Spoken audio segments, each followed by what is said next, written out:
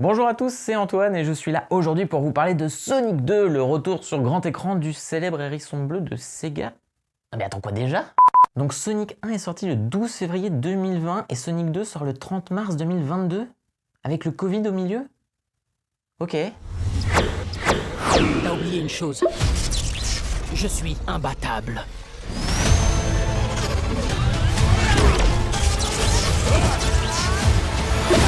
En effet, il est quand même bon de rappeler que Sonic, premier du nom, avait été l'un des derniers blockbusters à sortir en salle avant que la pandémie de Covid-19 ne vienne frapper le monde. Alors peut-être que l'ambiance lourde de l'époque avait joué sur mon ressenti, mais j'éprouve une très légère sympathie pour le premier Sonic qui avait eu l'idée assez éclairée de ne pas se prendre trop au sérieux et d'être un divertissement léger et humble. Alors certes, on pourrait lui reprocher la tristesse de sa fabrication, faite de bitume et de villes grisâtres, mais l'intérêt du film était finalement ailleurs, à savoir dans sa dimension de buddy movie plutôt honnête, ce qui faisait que le final arrivait mine de rien à construire une réelle émotion. J'aurais jamais cru lâcher une petite larme lorsque Sonic est recueilli et trouve sa nouvelle famille, mais ça a été le cas, donc bravo film, je suppose. Du coup, avec l'arrivée d'un Sonic 2 globalement réalisé par la même équipe et toujours avec le pas terrible Jeff Fowler à la barre, j'espérais au moins un petit blockbuster rigolo comme le premier, voire une évolution réellement fun promise par l'arrivée de Tails et de Knuckles dans l'équation, et c'est là que j'ai déchanté. Et oui, malheureusement la douche a été glaciale et il est d'ailleurs assez ironique de se dire que Sonic, qui reste un personnage connu pour sa grande vitesse et semble-t-il oublier les préceptes de notre cher Jean de La Fontaine, rien ne sert de courir, il faut partir à point. Parce que Sonic 2 est quand même un cas assez étrange, alors que la plupart des blockbusters franchisés ont été drastiquement reportés à cause de la pandémie, voire carrément mis en stand-by,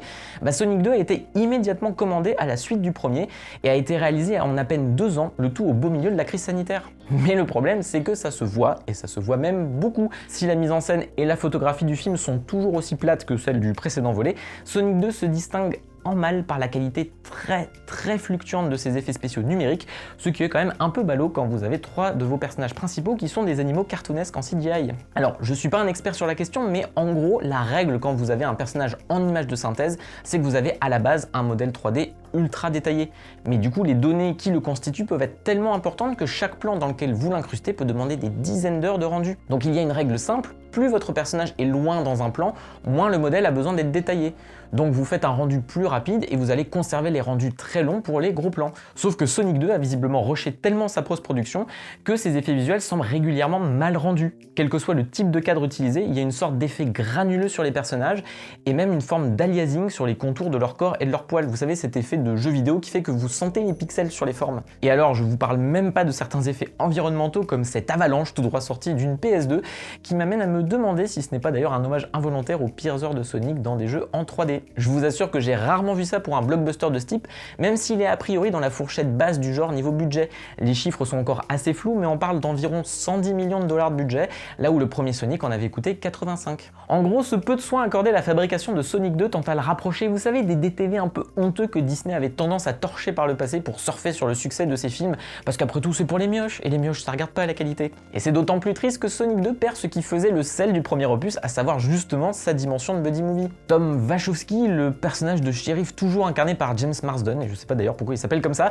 part justement en vacances avec sa meuf pour le mariage de sa belle-sœur. Donc Sonic se retrouve à se débrouiller tout seul ou avec Tails, le tout en enchaînant les scènes d'action pas très bien filmées et directement inspirées des jeux. En visant l'éternel bigger, better, louder, le film perd justement toute la sincérité émotionnelle qui avait marché sur le premier, si bien que quand il tente de nous refaire la même chose, il n'arrive pas à mériter la petite larme qu'il voudrait nous tirer. Et à partir de là, Sonic 2 n'a plus grand chose à faire si ce n'est se reposer sur 2 éléments. D'une part, il y a la bouffonnerie de Jim Carrey qui arrive quand même à insuffler un peu de folie dans le film avec son docteur Robotnik complètement cartoonesque, et d'autre part, il y a le fanservice de l'ensemble, même s'il est dénué de toute surprise, y compris sur la scène post-générique qu'on voit venir à des kilomètres. Et finalement, qu'importe que je vienne de vous dire que Sonic 2 est mauvais ou moins bon que le premier, qui n'était de toute façon pas un chef-d'œuvre du blockbuster, mais on peut néanmoins tirer une problématique de cet échec. Pourquoi ça paraît aussi chiant et désincarné? Et malheureusement, on n'a pas à chercher bien loin pour trouver la réponse qui s'appelle Orio Marvel. Alors attention, ce que je vais dire est loin d'être une nouveauté puisque le succès sans précédent du Marvel Cinematic Universe fait des envieux depuis des années, et entre les échecs répétés de DC ou encore du Dark Universe, il est clair que la méthodologie du studio est loin d'être une évidence, mais en voyant Sonic 2, il est assez terrible de constater à quel point le MCU est devenu l'alpha et l'oméga du cinéma populaire américain, oblitérant toute alternative sur son passage. Knuckles est un personnage assez débile et premier degré au même titre que Drax dans Les Gardiens de la Galaxie, et sa rivalité avec Sonic naît d'un malentendu qui les amène à se battre avant de s'allier comme dans Civil War.